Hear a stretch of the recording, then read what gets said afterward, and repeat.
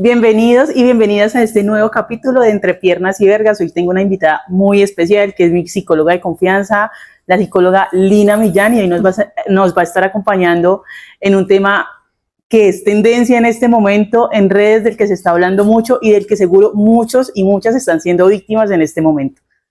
Ay, bueno, gracias. Gracias por esa introducción de psicóloga de confianza. Sí, verdad que uno tiene que tener confianza con los psicólogos. Sí. Yo siento que, o sea, yo en cada que tengo la oportunidad digo, hay que ir a terapia. Cada vez que una persona me dice, lo primero que tienes que hacer es ir a terapia, porque siento que muchos como echan en menos la importancia de tomar terapia, y por eso también siento que hay que tenerle mucha confianza al psicólogo y a la persona, pues obviamente al que uno le confía sus emociones en este caso. Claro, sí, tienes razón, porque de verdad que el tema de la confianza es un tema que a veces uno lo escatima, pero de verdad que es necesario, importantísimo, porque es abrir tu mente y tu corazón. Entonces, gracias, Moni, por confiar en mí y por hacer que muchas personas también quieran confiar en esos procesos de terapia y de crecer, porque es un paso a paso, ¿no? Es poquito a poquito, pero uno con conciencia lo va logrando y con confianza. Bueno, hoy tenemos un tema muy especial y en tendencia, como les decía ahora, y es el ghosting. Es un tema que quiero que hablemos, porque sé que muchas personas, siento que hay dos perspectivas, ¿no? Una es del que se va y el otro, pues obviamente es la persona que se queda sobrepensando y demás. Y quiero que hoy lo trabajemos y podamos darles herramientas en ambos casos, para que pues cada uno también aprenda a gestionar sus emociones. Desde luego, mi Moni. Bueno, básicamente el ghosting es una denominación, o viene de una palabra en inglés que se llama desaparecer. Realmente el origen de la palabra es ghost, que significa fantasma. Entonces cuando hacemos digamos como la alusión a la palabra ghosting, nos están diciendo, nos están fantasmeando. Sí. Eres una ilusión. Como la canción Fuiste, de pero Zion. ya no eres. Zion y Lennox. Zion y Lennox. Sí. Zion y Lennox. Sí. Entonces es interesante porque ha sido una modalidad que ha existido toda la vida. O sea, esto no es nuevo, esto no es de ahora, sino que ahora le podemos poner... Hay un término. Sí, ahora le podemos poner como nombre, digamos, Moni, a muchas cosas que antes pues la gente no le ponía término. Pero básicamente el ghosting lo que hace es decirnos que la persona comienza como un vínculo sentimental en el plano de pareja, y de la nada desaparece. O sea, es un fantasma. Estuvo contigo, compartió contigo, pero de la nada ya no te contesta el mensaje, de la nada ya no te llaman, de la nada ya no tiene la misma frecuencia. Entonces comienza a haber intervalos de tiempo más altos sin tú saber de esa persona, y quedas tú como medio o confundido, perdido, enredado, solo, sintiéndote muy vacío. Entonces, digamos que este término es un término que psicológicamente va a movernos heridas muy profundas, pero las que vamos a ir hablando poco a poco, pero que la idea es que poco a poco vamos a irlas como integrando, ¿cierto, Moni? Como que sí, vamos a ir entendiéndolas en este podcast. Claro que sí. ¿Cuáles son las causas del ghosting? O sea, ¿qué hay en la persona que hace ghosting que no pueda como tener esa responsabilidad afectiva? Diría, es un término que yo uso mucho. O sea, ¿qué hace que una persona me ghostee? Exacto, bueno, entonces pues básicamente el ghosting lo que hace es mover, lo que les decía ahorita, dos heridas muy grandes. Una es la herida del rechazo. Muchas personas les cuesta mucho comprometerse sentimentalmente, porque desde que estuvieron en el vientre, el primer impacto que tuvo la madre o tuvo el padre con respecto a la noticia de que venía un niño o una niña, un hijo, básicamente fue de repulsión, o sea, como de o sorpresa o rechazo, o decir no, hasta aquí. Y básicamente lo que terminamos dándonos cuenta con esto es que cuando ya somos adultos y no hemos sanado la herida del rechazo, vamos a tender a huir. Me quiero ir, no quiero estar aquí, no puedo comprometerme, porque es que si me comprometo, muy seguramente me van a hacer el feo. Eso es muy inconsciente, ¿no? Eso es como una cosa muy profunda. Entonces, cuando hablamos de alguna forma de todo lo relacionado con la herida del rechazo, también vamos a hablar un poco de todo lo que tiene que ver con la falta de la responsabilidad afectiva. Es decir, no me puedo hacer responsable de que estés bien, de darte amor, de estar para ti y de construir algo contigo. Básicamente es eso. Pero Obviamente, quienes no pueden tener ese tipo de vínculos muchas veces es porque viven en su interior como la infancia herida, o sea, fueron niños o son internamente muy infantiles o son muy inmaduros, entonces no pueden como sostener, ¿sí? Que es básicamente lo que hace un vínculo sentimental. ¿Listo? Entonces, también cuando ahorita hablabas un poco del tema de qué pasa con la persona que finalmente queda abandonada, queda sin nada, pues se mueve una segunda herida, que es la herida del abandono. Y recordemos que la herida del abandono despierta dentro de nosotros algo que se llama la dependencia afectiva, ¿sí? Dependo de que me llames, dependo de que estés conmigo, por qué te me fuiste, dependo, mi vida sin ti no tiene sentido, me siento muy solo, me siento muy vacío. Entonces, digamos que es como que los traumas se unieran, ¿sí? Se encontraran para que hubiese una resolución en el interior, ¿sí? Básicamente eso es lo que nos invita todo este ejercicio del ghosting, que nosotros revisemos en qué a veces también somos ausentes con nosotros mismos, ¿sí?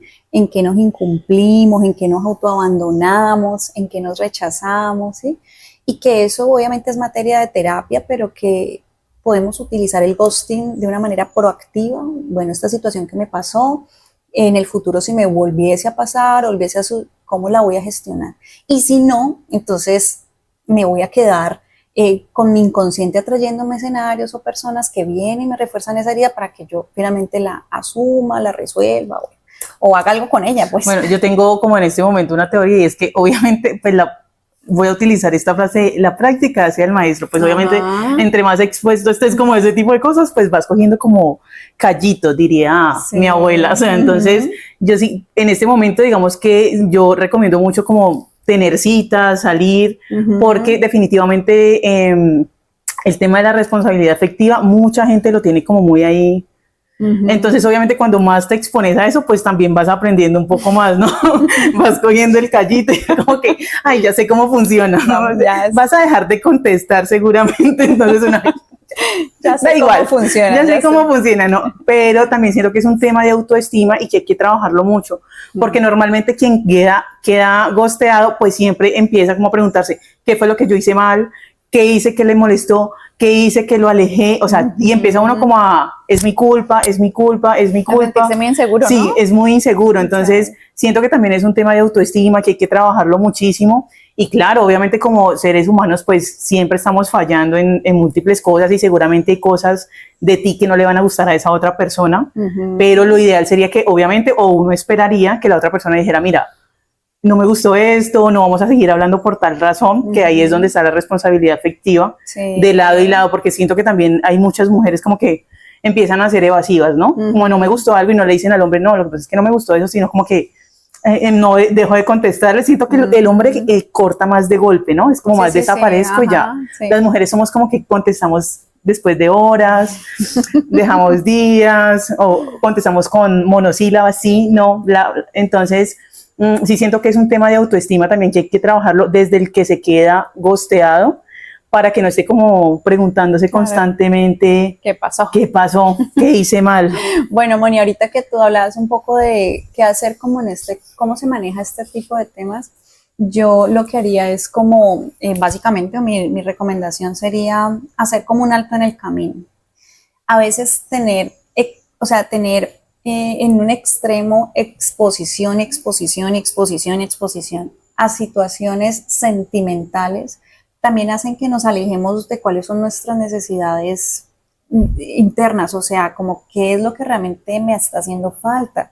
¿Será que yo sobreidealizado los vínculos sentimentales? ¿Será que yo tengo una herida de la infancia que yo no he resuelto? ¿Será que, por ejemplo, yo debo dedicarme como tiempo a mí? Recordemos que tener una pareja demanda tiempo sí. Demanda energía, demanda fuerza, ¿sí? Entonces, ¿qué yo promovería, digamos, complementando lo que tú dices, Moni? Trabajar mucho la responsabilidad afectiva con nosotras. O sea, cuánto me estoy cuidando, estoy comiendo sano, estoy durmiendo bien, estoy, digamos, invirtiendo tiempo, energía y calidad de tiempo también en las cosas que para mí son importantes, o me voy a quedar como con la configuración social de que yo solo me realizo si tengo una pareja y me realizo más si tengo los hijos y me realizo más si tengo, entonces es como si yo no tengo eso, entonces no soy nadie, que es lo que yo siempre pues trato de invitarle como un poco a las mujeres en las terapias y a las personas que vienen a a estos espacios terapéuticos, porque a veces nos llenamos y nos llenamos y nos llenamos y como que somos insaciables, no tenemos saciedad emocional. Entonces lo mismo pasa con estas personas que atraen, y nuestro inconsciente atrae. ¿Para qué la atrae? Para decirte, te estás autogosteando, ¿sí? ¿En qué te dejaste sola? ¿En qué te traicionaste si tu brújula interna te dijo, esta persona aunque, no, ¿sí? Y cómo tú, viendo las banderas rojas de la situación, como que no, sigamos, porque la mente, desafortunadamente, si tú no tienes conciencia, la mente te lleva, pero tu biología, o sea, tu brújula interna siempre te va, es un calibrador interno, pero como no tenemos la costumbre de escucharlo, entonces la mente no entiende, no, ¿cómo así? Si esta persona tan chévere, tan linda, se ve tan agradable, y tu cuerpo diciéndote, no, por ahí no, espera. Ahora les cuento un poco un caso que me pasó con una paciente muy interesante, que ella hablaba justamente cómo su flora vaginal se había afectado estando con un muchacho, y se afectó tanto era porque el cuerpo le decía, no, por favor, y la mente de ella no entendía. Y esto nos pasa mucho también con el ghosting. Nuestra brújula interna nos dice no, y nosotras sí, la mente sí, señor, para allá vamos, porque es lindo, es preparado, es apuesto, es querido. En el caso, pues obviamente de las relaciones heterosexuales, pero en el caso de las relaciones del mismo sexo pasa exactamente lo mismo. Tú sabes, hay un feeling que te dice que no, y tú sí, pero que no. Sí. Yo siento que a veces la necesidad le viene también desde el ego, porque yo siento que, sí, digo, o sea, yo a veces digo, pero si yo soy linda, soy carismática, o sea, soy inteligente, tengo responsabilidad, o sea, ¿cómo no se va a enamorar de mí? Claro. Él debería estar loco por mí, o sea, debería estar todo por mí, dándolo todo, o sea, y no, entonces yo sí siento que a veces el ego le juega a uno muchísimas malas pasadas, porque entonces uno insiste en, sí lo puedo enamorar. Exacto. O sea, me está diciendo el cuerpo, lo que tú dices, el cuerpo me está diciendo no, la mente me está diciendo que no, él me está diciendo que no, pero no, el ego es sí puedes, él se va a enamorar de ti, no sé qué. Y por experiencia propia lo digo, uno la pasa supremamente mal cuando se deja llevar por eso, porque sí, obviamente el autoestima, uno puede decir, sí, yo soy esto, soy lo otro, pero eso no quiere decir que uno le tenga que gustar a esa otra persona o que esa otra persona se tenga que enamorar de uno. Yo creo que esa es una de las cosas más importantes que yo he aprendido, y es a aceptar que no tengo que gustarle a todo el mundo, porque no necesariamente el hecho de que a mí me guste a alguien quiere decir que sea recíproco. Desde luego. Y hay que dejarlo, y hay que soltarlo, y hay que seguir, porque seguramente sí va a llegar una persona con la que hagamos match y podamos hacer una vida o compartir un tiempo, una parte de nuestra vida. Sí. ¿Cuáles serían estrategias? Porque siento que hay personas que suelen engancharse muy rápido, o sea, que muy fácilmente se ilusionan, idealizan. En algún momento fui de esas personas. Entonces, ¿cuál sería una estrategia para mí que quiero aprender a manejar ese tipo de cosas? Bueno, lo primero que hay que trabajar definitivamente es el observar que me está enganchando sentimentalmente a una persona. La mayoría, como ahorita les decía, nos dejamos llevar mucho por el feeling y la química y las emociones, y todo eso es hermoso y es una etapa linda. Y paralelo a eso también es importante que observemos qué es lo que me engancha a esa persona. Realmente son sentimientos, digamos, que ha pasado un tiempo donde yo lo conocí, donde yo de verdad sé quién es esa persona, compartimos valores similares, o esto es algo muy impulsivo, ¿sí? Es decir, vuelvo y les repito el tema de ser consciente. Esa persona que me está despertando, ¿sí? Que me despertó, porque me siento tan adherida, porque me siento me siento tan herida cuando las personas, por ejemplo, se van, ¿sí? ¿Qué emociones me está moviendo de pronto de mi adolescencia o de mi infancia? Ay, mi papá no estuvo, mi mamá se fue, mis hermanos no pudieron crecer conmigo, tuve muchas necesidades afectivas o incluso hasta carencias económicas, me crió mi abuela, o sea, todo lo que tiene que ver con ese primer vínculo con esa persona, es necesario ser consciente, o sea, frente a qué emoción estoy. ¿Es una emoción demasiado visceral o es una emoción que esa parte emocional yo puedo también recapacitar, ¿sí? ¿Qué es lo que esa persona me está ofreciendo? ¿Cómo nos damos cuenta de eso, Moni? Por el tiempo. Tú en una semana no puedes creer que estás con el amor de tu vida. Hay muchas personas que sí, yo lo viví, así fue, incluso me fui a vivir a la semana con él y llevamos 20 años juntos. Naturalmente hay casos de casos. O sea, digamos que es la excepción, pero no la regla. Sí, exacto, es como algo que es muy fortuito y menos ahora cuando nuestra sociedad es tan líquida, o sea, es como tan volátil, todo este momentos, instantes, entonces no nos detenemos ni siquiera a observar por qué nos vinculamos con una persona, no analizamos, ¿sí? Entonces eso es lo lindo de todos estos procesos porque de alguna manera en pareja se viven dos etapas muy fuertes. Una es la etapa del enamoramiento y la otra es la etapa de la construcción del amor. Entonces, si tú quieres construir amor, pues naturalmente tú debes de saber gestionar muy bien el enamoramiento. Pero si en el enamoramiento se va, pues no alcanza. No hay manera de llegar al amor. Exacto. Y el enamoramiento dura más o menos 1 año y medio. O sea, mira lo importante que es tú darte el tiempo de conocer a las personas. No hay afán. A pesar que nuestra modernidad nos dice rápido, rápido, rápido. Vamos despacio. Ay, como dicen por ahí del cansancio, ¿cómo es que es del afán solo queda el cansancio? Ajá. Entonces, ¿por qué tenemos que llegar tanto a la... Si tú llegas desesperada a un vínculo afectivo, es porque tú has descuidado cosas de tu interior. Así de sencillo, eso no es porque solo tu mamá, tu hermano, no. Ya cuando somos adultos, nuestra misión adulta es hacernos cargo de las necesidades que nuestros padres no nos pudieron dar.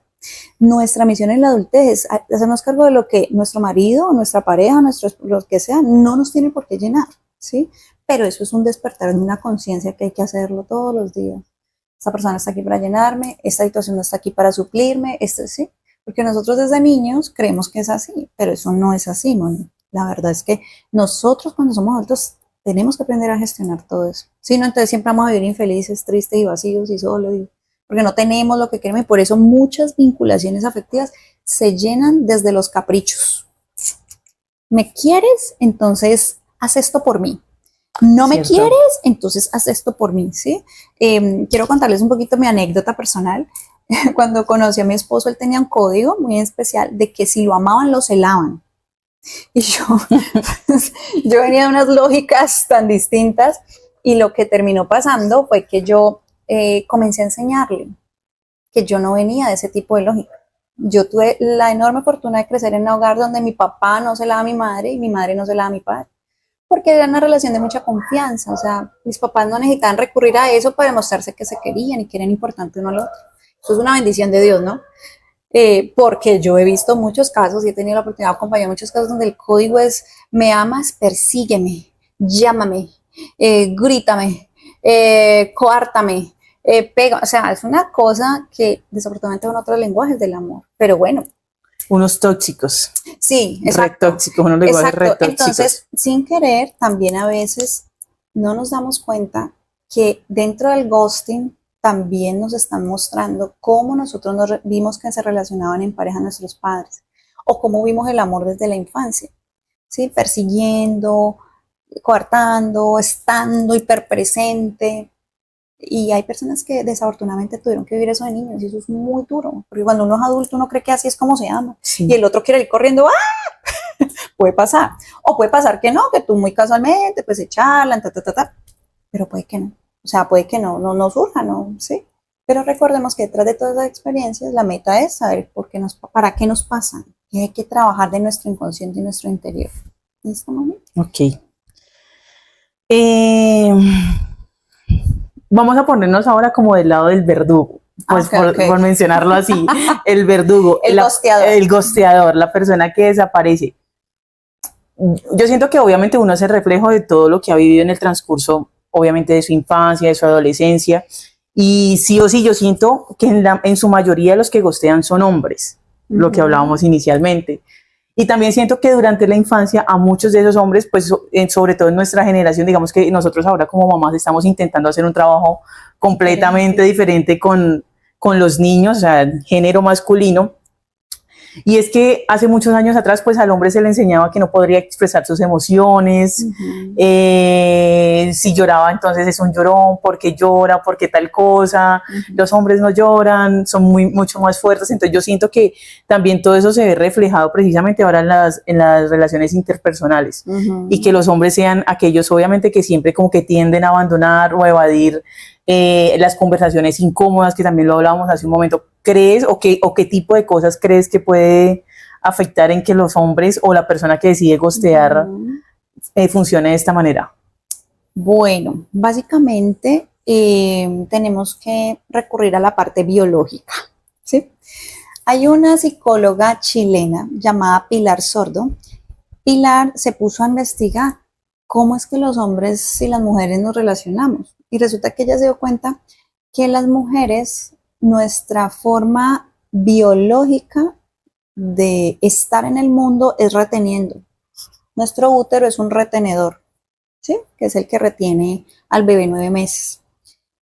Y que paralelo a eso, el órgano reproductor del hombre es un expulsor, es decir, es un eyaculador.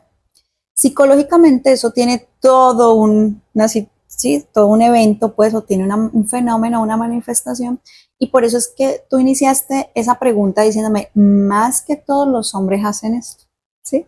¿Por qué? Porque psicológicamente, que nuestro origen es biológico, el hombre lo que hace es expeler, el hombre no sostiene, a no ser que sea un hombre que le hayan enseñado el arte de sostener, ¿sí? No solamente en provisión, porque la provisión es un pedazo del sostenimiento, sino ser hombres capaces de ser empáticos, tener escucha activa y tener capacidad de inferir, que esto sí lo tenemos las mujeres.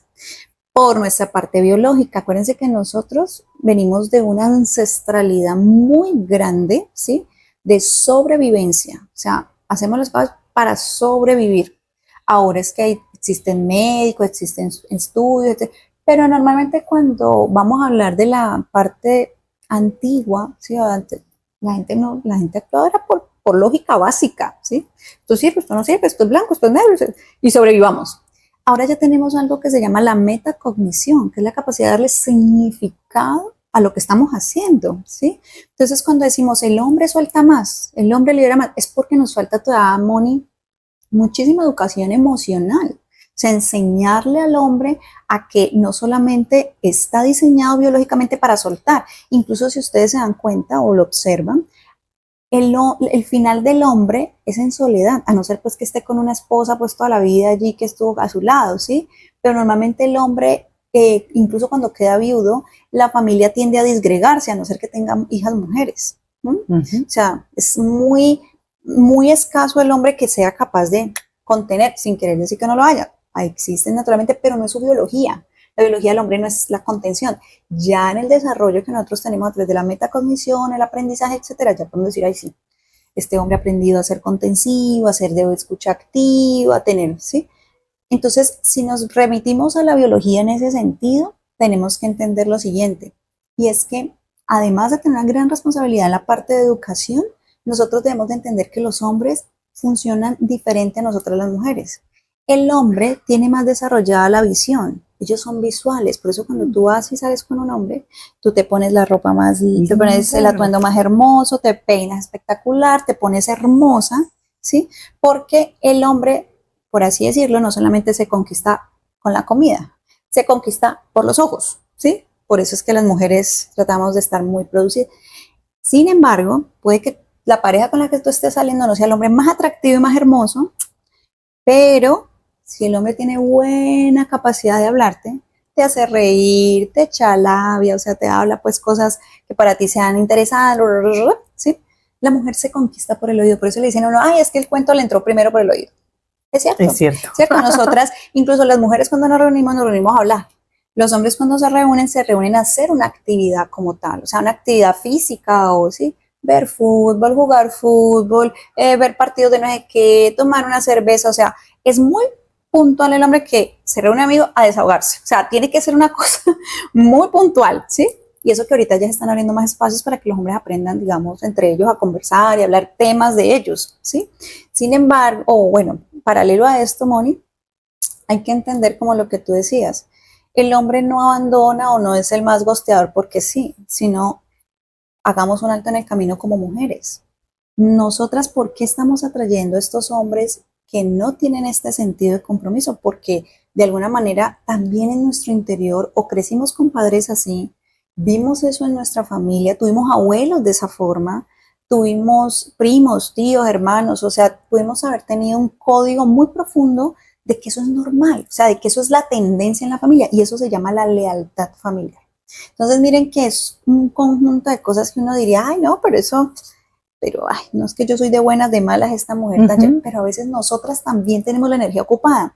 Somos hijas de papá, o sea, estamos muy pegadas, somos muy apegadas al papá, hijas de mamá, muy apegadas a la mamá, pendientes de los hijos, muy pegadas a los hijos. Entonces hay una, digamos, una energía que se ocupa dentro del espacio de la pareja, que tiene que ser usada, digamos, para ese fin. Sin embargo, cuando uno no tiene conciencia, entonces volvamos al principio que les decía, si tú no sabes qué estás haciendo, tu inconsciente te va a comenzar a traer pesadito. ¿Ya?